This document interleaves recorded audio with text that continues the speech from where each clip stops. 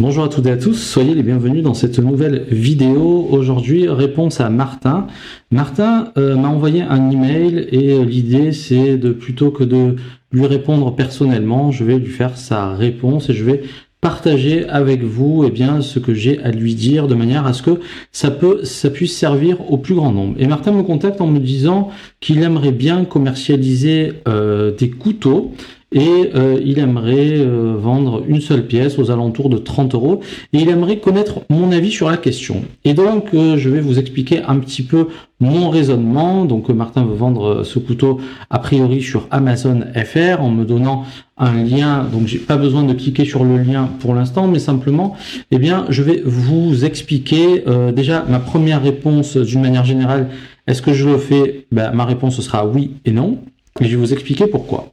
Oui, pourquoi? Parce que dans un premier temps, si vous n'avez jamais vendu sur la marketplace, cela risque d'être très intéressant pour vous, car vous allez apprendre beaucoup de choses, notamment vous allez ouvrir, si ça n'est pas déjà fait, votre compte vendeur, si possible professionnel sur Amazon.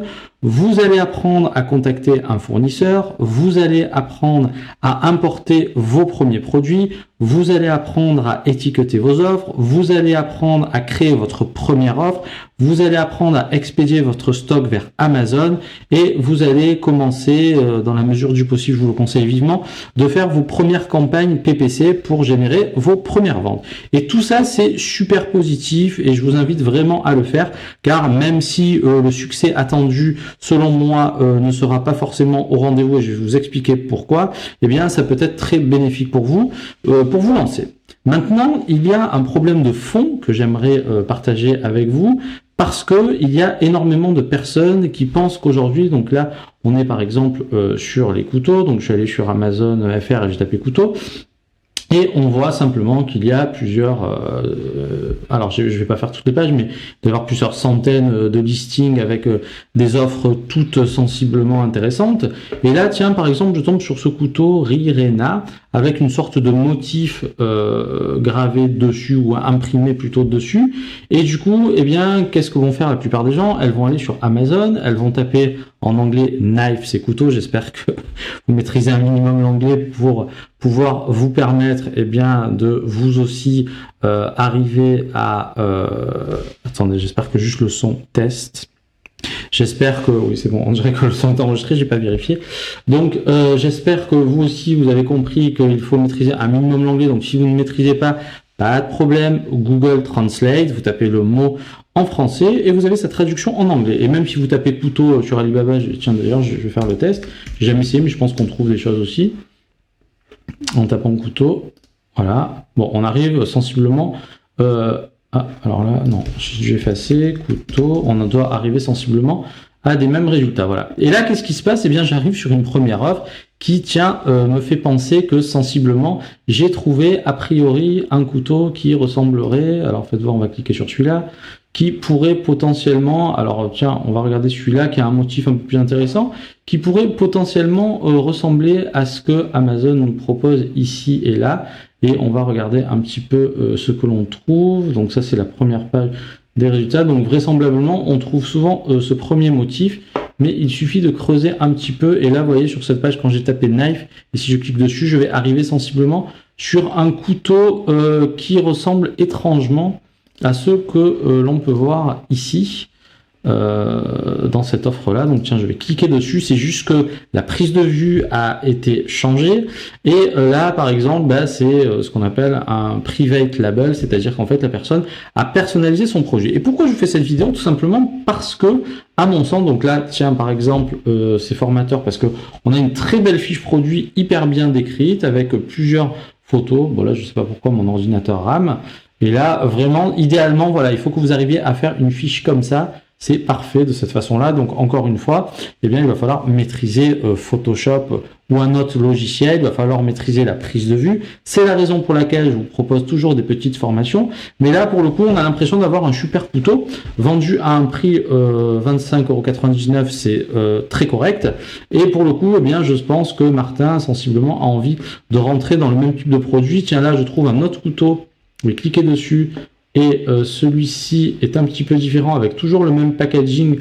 Donc en fait, pourquoi je vous fais cette vidéo? Tout simplement pour vous expliquer que, à mon sens, là aussi j'ai une offre, alors c'est un set de couteaux, mais vous voyez, on retrouve toujours la même chose. Et c'est là où vraiment mon message prend tout son sens, c'est que d'une manière générale, il y a quelque chose que vous devriez absolument comprendre et qui est fondamental. Tout dépend encore votre degré d'ambition vis-à-vis le lancement de votre projet.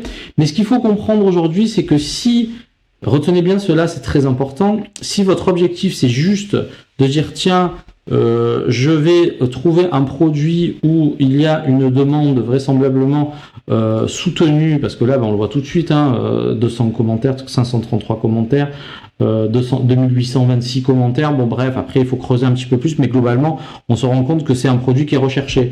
Donc par expérience, là aussi je vous invite vraiment à faire le test. Essayez dans la mesure du possible toujours de surfer un petit peu et de manière à acquérir des automatismes. Moi, si vous voulez, aujourd'hui, tout de suite, je peux vous dire s'il y a un potentiel ou pas. C'est très facile à voir.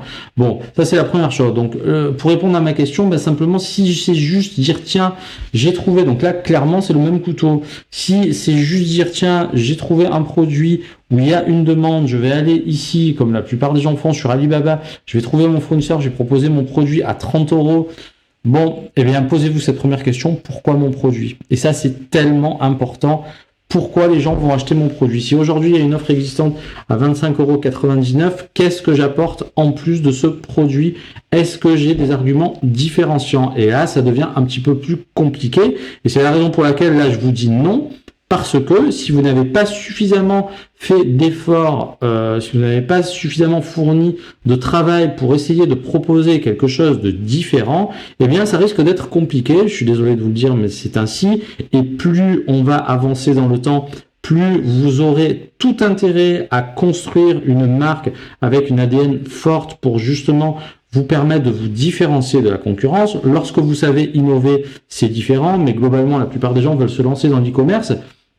Mais vous avez l'impression qu'il suffit de trouver un produit dynamique, le trouver sur Alibaba, l'acheter, le vendre, et vous avez l'impression qu'on peut prendre tous ces raccourcis pour réussir. Très sincèrement, peut-être il y a 5 ans en arrière, on pouvait le faire. Maintenant, ça risque d'être plus compliqué. Encore une fois, si c'est juste pour tester, vous pouvez le faire. Et donc là, pourquoi, vous aviez vu, je vous avais montré des brosses de WC. Donc là aussi, pourquoi je vous parle de ça? Tout simplement parce que moi, à titre personnel, j'ai utilisé une brosse Joseph & Joseph. J'aime bien cette marque. C'est des produits ultra design. Et pour le coup, eh bien, qu'est-ce qu'on voit tout de suite? C'est la raison pour laquelle je vous fais gagner du temps. Eh bien, la plupart des brosses de toilette ont tous des poils noirs un petit peu en matière plastique qui rayent les toilettes. Et là, en fait, avec cette matière-là, vous ne rayez plus les toilettes. Et donc, pourquoi je vous montre ça? Tout simplement pour vous expliquer que là, eh bien, vous vendez toujours des brosses de toilette, mais vous avez un design et une technologie qui est complètement différente. Alors, attention, avec vos moyens, il y a des choses que vous pourrez faire et d'autres que vous ne pourrez pas faire. Et je vous invite vraiment dès le départ à vous poser cette question. N'ayez pas peur de contacter un fournisseur, n'ayez pas peur de demander une première approche budgétaire de manière à pouvoir commercialiser votre premier produit. Mais vraiment, mon conseil là aussi, c'est posez-vous, prenez du recul sur ce que vous comptez faire. Si c'est juste pour faire un test, pour vous former, faites-le. Si c'est juste faire un test et penser que ça va suffire pour gagner beaucoup d'argent, je suis navré de vous dire que, sauf cas exceptionnel, ça risque d'être un peu plus compliqué, à moins que vous soyez moins cher que tout le monde. Mais encore une fois, pour être moins cher que tout le monde, il va falloir que vous importiez en volume vos produits. Et je ne suis pas certain que vous ayez envie de commander 1000 ou 10 000 pièces. Ça serait du grand n'importe quoi. Sauf si vous avez plusieurs centaines de milliers d'euros à jeter, mais je ne suis même pas sûr que cela puisse suffire.